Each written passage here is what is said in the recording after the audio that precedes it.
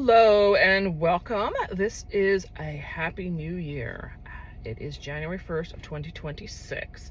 So my name is Kristen. I'm with the Online Selling Show, and I'm here to basically wrap up my 2025, but also give you some insight as to what's bringing and coming for 2026.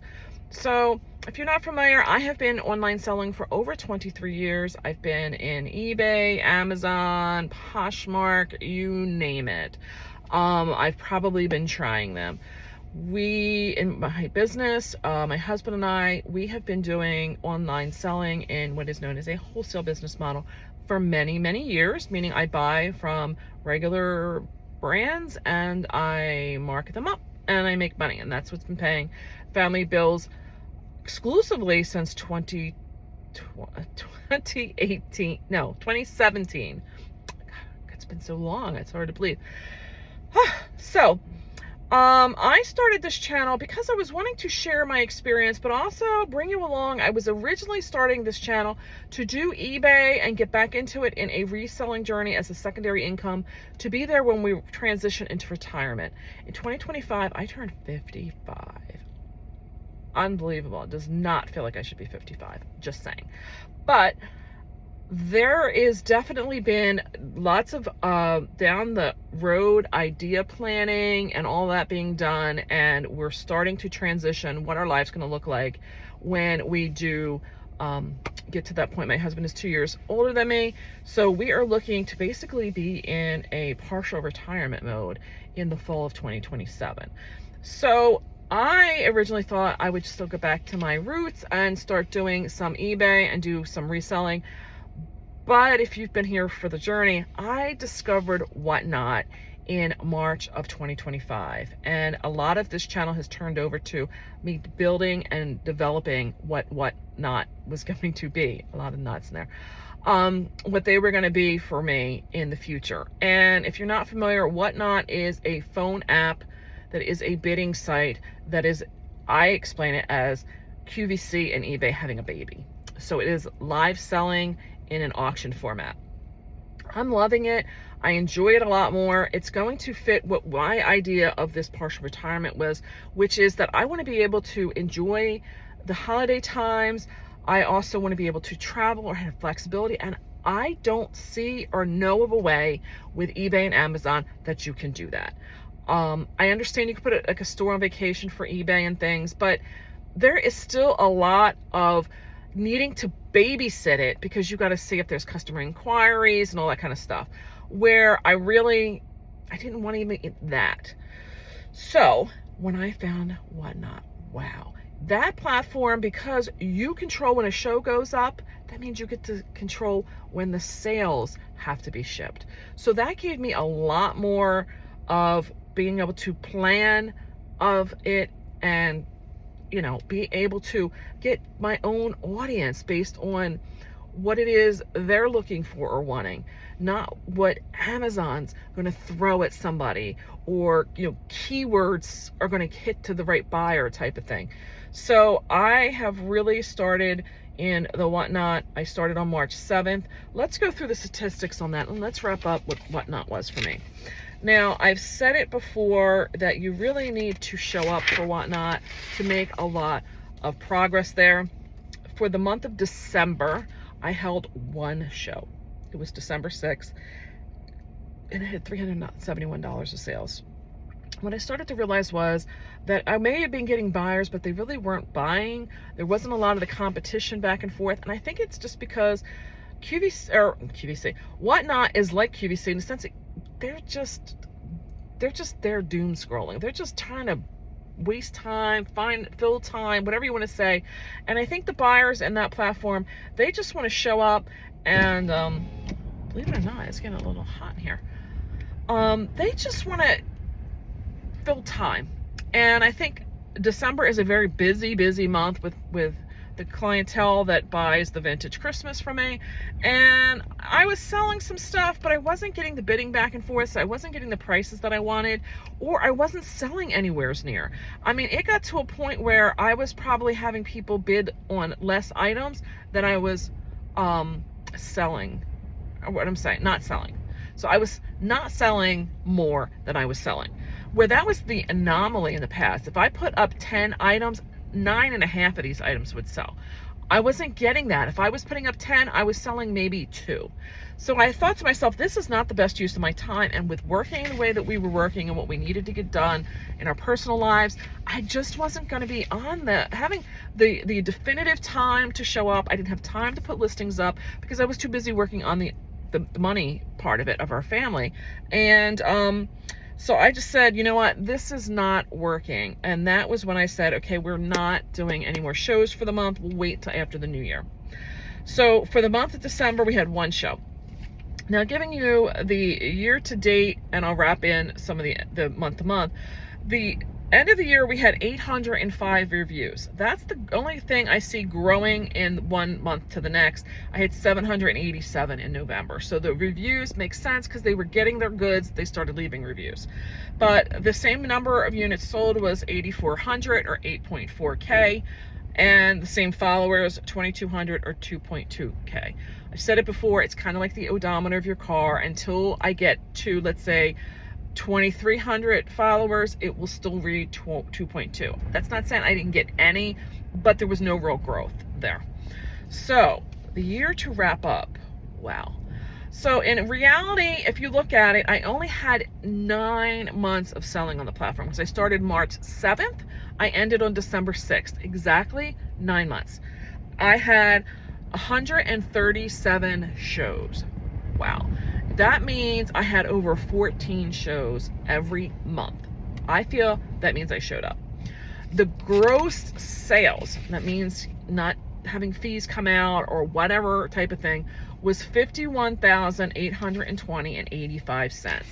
So over $5,000 gross sales in a month. That's not cost of goods either, but wow. I am feeling so blessed. I feel so happy with seeing what could be accomplished in this program. Now, the other thing is I wasn't showing up. I said the buyers weren't showing up. There was no bidding, but I'll admit I was not showing up to whatnot in even like that one show, because I started joining a group on Facebook in probably the beginning to middle of November, and starting like Thanksgiving weekend, I started putting posts into that group. So what it would mean is I would have, let's say, those 40 ornaments that didn't sell that I originally took from a show, and I put them up with a group shot, and then you would put a comment with the one ornament and a price. Another comment would be another ornament and a price. And I would list out all 40 of those ornaments with their prices. And people that are in the group, if they want it, they would comment to my ornament and say, sold, mine, whatever it may be. And then I was selling, I want to say, easily I'm selling now 2/3 to 3/4 of what goes up in a post.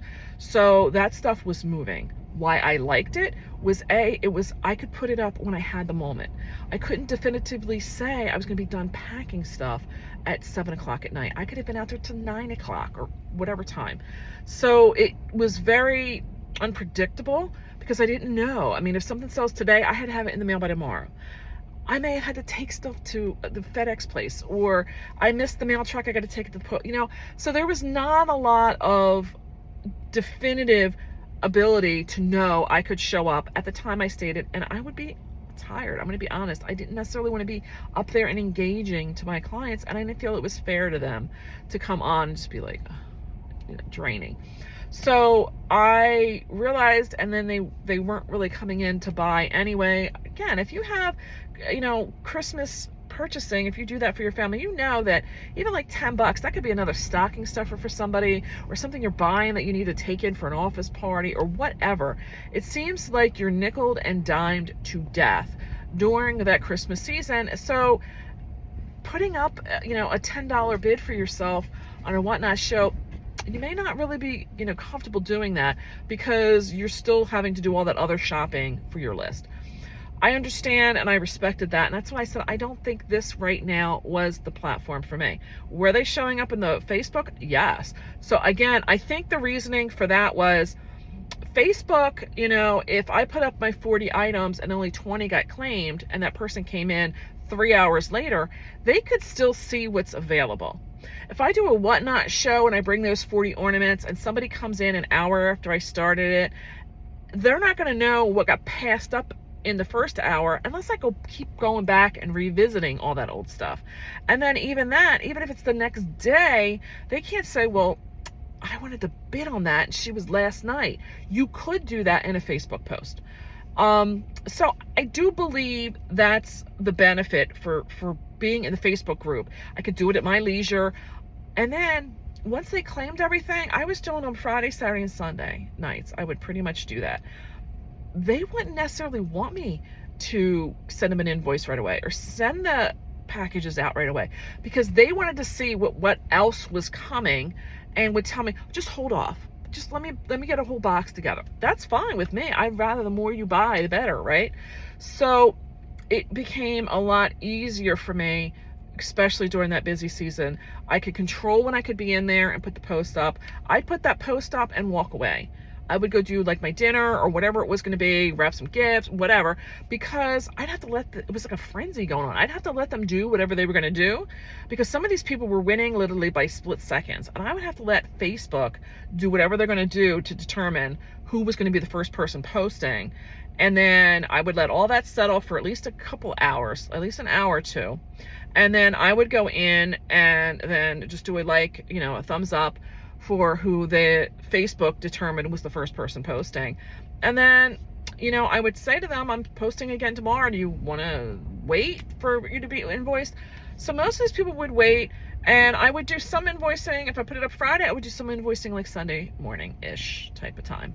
And then by Monday, I would go and say, okay, here's what's left, check everything out, because I want to get this stuff mailed on Tuesday. Please settle up all your bills, and would get the mail out of all of the stuff by Tuesday, and then take Wednesday and Thursday to just basically regroup, take care of stuff, and then start the process over again. Moved a lot of product, and honestly, I'm really developing that. Let's go back and talk about what happened in 25, and then that'll lead me into where things stand right now and how I'm going to be addressing, or what I'm going to be doing in 26. So I started this because I told you that we were going to be moving, and in 2025 we found the perfect piece of land. I grew up on this lake. This is my happy spot here. It's my inspiration spot, and I really wanted something reflective of this environment, and we found it. We found it and settled on that piece of property at the end of June, and that has now been like the focus is like, okay, it is here now. That meant we made the decision, my husband and I, that we were not bringing in all of the new Christmas that we had ordered for 25, and we were going to liquidate and do what we had to do to get stuff out of the warehouse. In 25, we sold off probably more than half of what was there. Thank you, Jesus.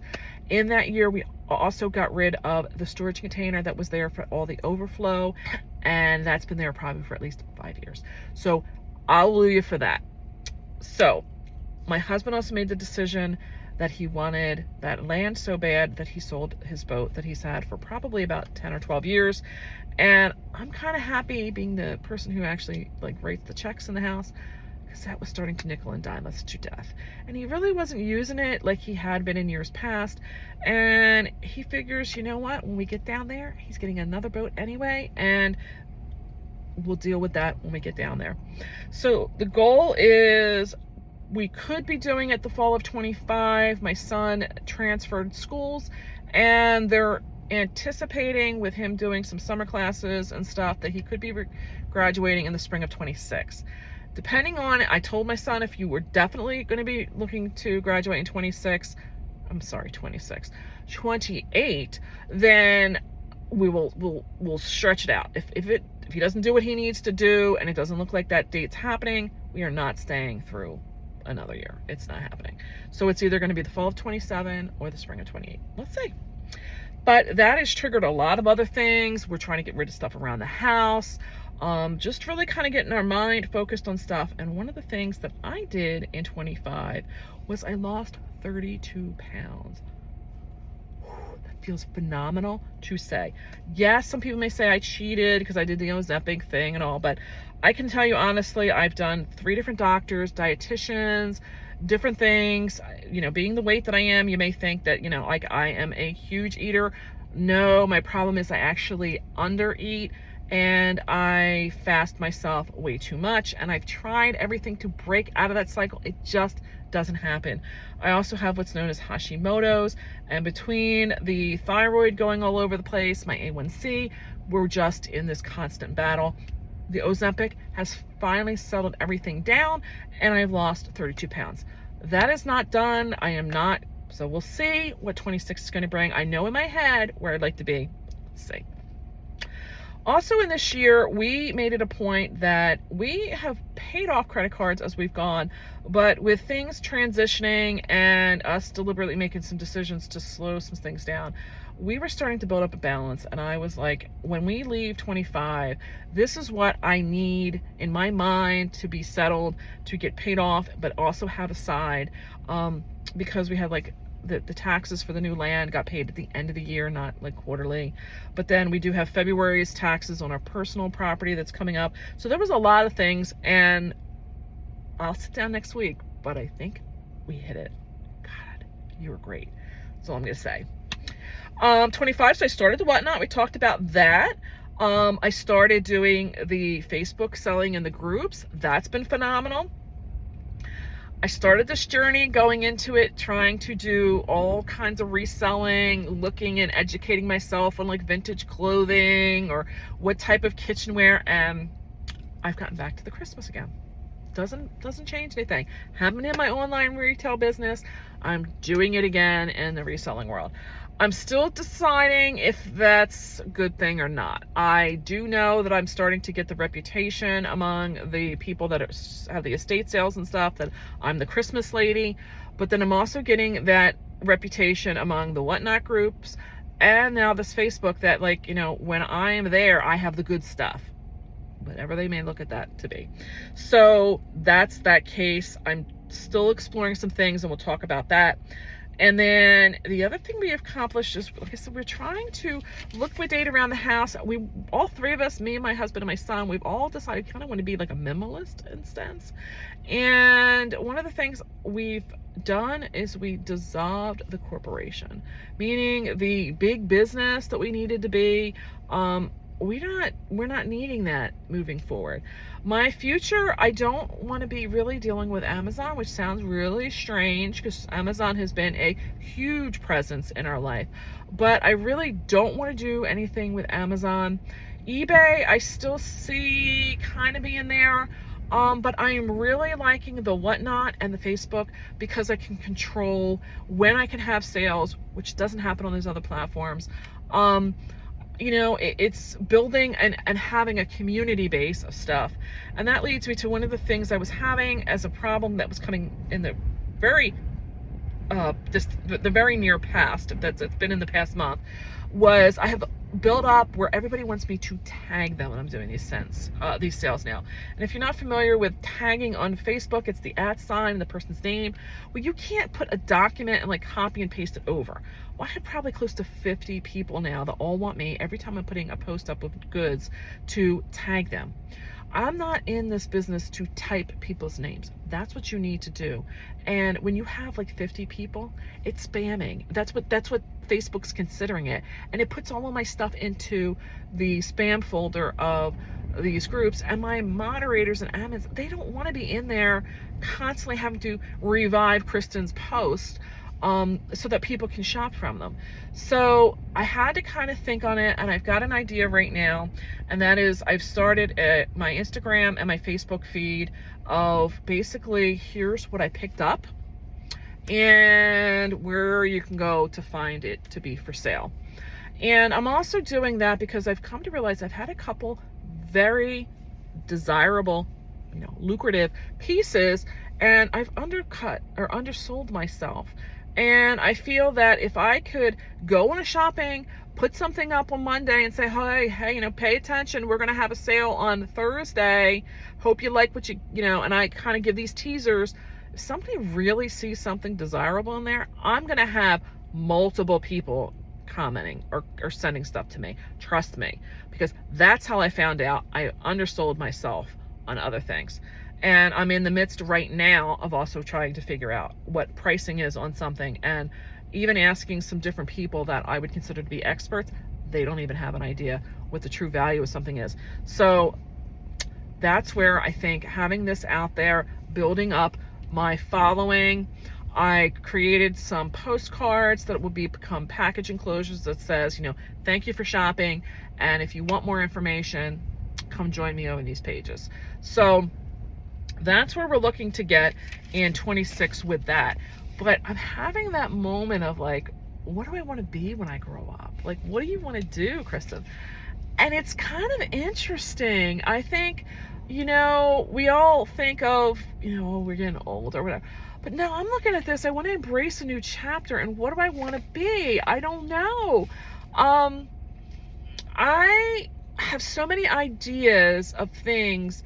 A lot of creativity has been in my family. My father was a carpenter. My mother can sew like nobody's business.